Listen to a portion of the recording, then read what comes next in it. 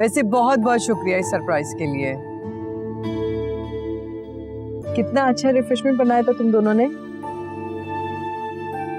अच्छा किया तुमने अर्श को इतनी अच्छी कुकिंग सिखा दी है।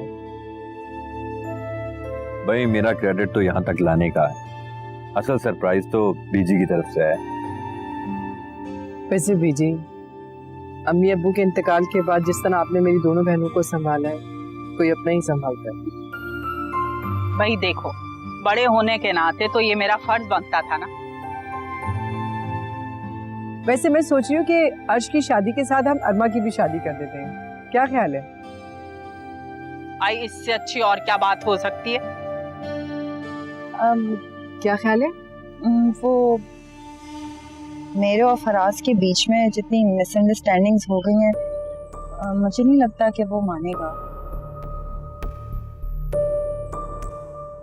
जितनी भी मिसअंडरस्टैंडिंग है ना, सारी खत्म हो जाएंगी। ये सब मुझ पे तुम छोड़ दो।